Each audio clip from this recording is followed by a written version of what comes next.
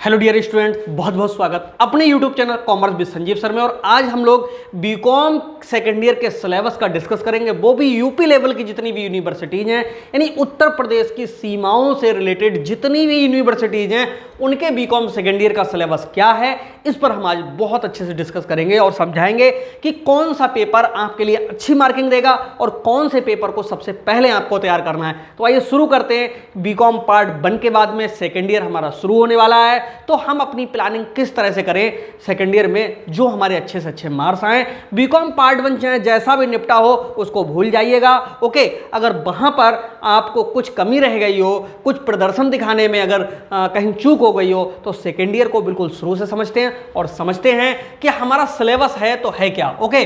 BCom second year universities of UP new syllabus, ये according to NEP है, उसके through ये सिलेबस आपको हम दे रहे हैं। और इसमें आपको बताएं कि जो हमारे 4 पेपर हैं वो 3rd सेमेस्टर में हैं और जो 5 पेपर हैं वो कौन से 4th सेमेस्टर में, क्योंकि सेमेस्टर प्रणाली अब लागू है पूरे उत्तर प्रदेश में।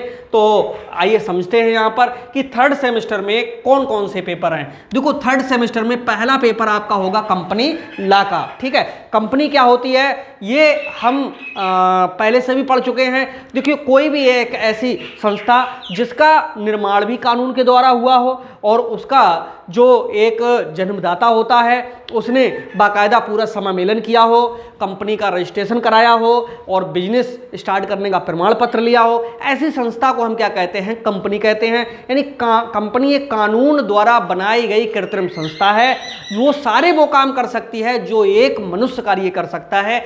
अब उसको चलाने के लिए कौन कौन सी रूलिंग होती है, कौन कौन से नियम होते हैं, यही हमको पढ़ना है कंपनी लॉ में, ठीक है। दूसरी चीज है, बहुत मोस्ट इंपॉर्टेंट पेपर है किसका, कॉस्ट अकाउंटिंग का। कॉस्ट अकाउंटिंग की तैयारी बहुत अच्छे से करनी है। इसमें 8 चैप्टर्स हैं न्यूमेरिकल के, ओके।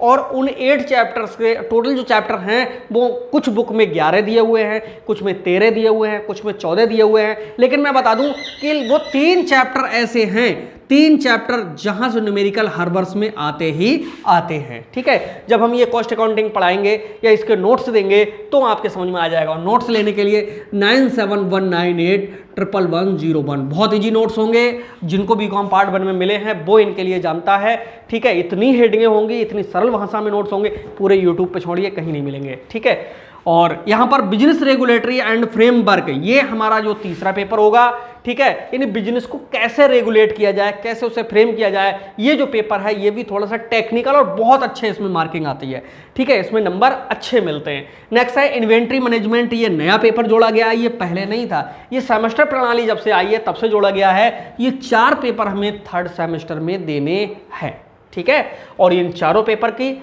आपको बहुत अच्छे से तैयारी करनी है, ओके। और अधिकांश लोगों के मैसेज आ रहे थे कि हम कोर्स नहीं परचेज कर पाए, हमको सही टीचर नहीं मिल पाया और हमारे लिए एक जो वक्त है वो सही से मैनेज नहीं हो पाया। तमाम समस्याएं बीकॉम पार्ट 1 में थी, सेकेंड ईयर में वो सब भूल जाइए। आप ऐसे चैनल पे जुड़ चुके हो जहां से किसी भी प्रकार की अगर प्रॉब्लम है तो आप कॉल मत कीजिए, यहाँ पर व्हाट्सएप नंबर है उस पर शेयर कीजिए, हम आपकी पूरी की पूरी मदद करेंगे, ओके।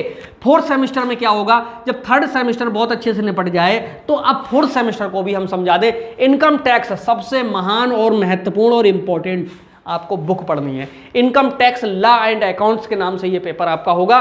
दूसरा है मार्केटिंग, बहुत ज़्यादा वर्तमान समय में नौकरी देने वाला जो विषय है वो मार्केटिंग ही है। मार्केट में इस समय सबसे ज़्यादा नौकरियां मिल रही हैं, ठीक है। मार्केटिंग होती क्या है, किसी भी वस्तु के उत्पादन से पहले स्टार्टिंग हो जाना और बिक जाने के बाद तक चलना, यही चीज हमारी क्या होती है, मार्केटिंग। बच्चे क्या समझते हैं, मार्केटिंग में किसी वस्तु को खरीदना बेचना यही मार्केटिंग है। जी नहीं, ये पेन, इसके ग्राहक कहाँ कहाँ हैं ये पहले से पता लगाना और कितने ग्राहक हैं ये अनुमान लगाना, यहीं से मार्केटिंग शुरू हो जाती है। और पता चले कि उस क्षेत्र में बहुत सारे ग्राहक हैं, यानी 10,000 ग्राहक हैं तो 10,000 ऑर्डर सीधे कंपनी को दे देना कि भैया बनाओ, बिकेगा माल वहां पर। यही चीज हमारी क्या होती है, मार्केटिंग। अब बेचने के बाद में इस पेन में कोई खराबी आती है, समस्या आती है, यानी कंपनी की बदनामी ना हो फील्ड में, इसके लिए उनको सेवाएं देना भी क्या किसके अंदर आती, मार्केटिंग में आती। तो मार्केटिंग का जो क्षेत्र है बहुत ज़्यादा ब्रॉड है, इसको सही से समझिए।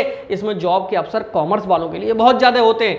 नेक्स्ट है डिजिटल मार्केटिंग। इसमें क्या होता है, डिजिटल का मतलब तो आप तुरंत समझ जाते हो, इलेक्ट्रॉनिक उपकरणों के माध्यम से जो हमारी मार्केटिंग हो रही है। यहाँ पर भी नौकरियों की कोई कमी नहीं है, वर्क फ्रॉम होम भी हो सकता है, अपने रूम में बैठे रहो और जैसे इस समय आप यूट्यूब पे पढ़ाई कर रहे हो वैसे ही यहाँ पर आप जॉब भी कर सकते हो। फंडामेंटल ऑफ एंटरप्रेन्योरशिप, ये भी इंपॉर्टेंट है, उद्यमिता के मूल आधार यहाँ पर किस तरह से हमें सीखना है। टूरिज्म एंड ट्रैवल मैनेजमेंट, ये नया विषय जोड़ा गया, ये पहले नहीं था, पहले हमारे ये ऊपर के थे, ये इधर का था, डिजिटल मार्केटिंग भी नहीं थी, ठीक है। तो यहाँ पर हम आपको बता दें, पहले बीकॉम सेकेंड ईयर में 7 पेपर देने होते थे, अब 9 पेपर देने हो रहे हैं। ओके, ये हमारा सिलेबस था जो आपने अभी समझा, कैसा लगा जरूर लिखिएगा और यहाँ पर मैं बता दूं लग जाइएगा। कोई अगर दिक्कत है हमसे शेयर कीजिए, हम सहयोग करेंगे। ओके, मिलते हैं नेक्स्ट वीडियो में, तब तक के लिए बाय बाय।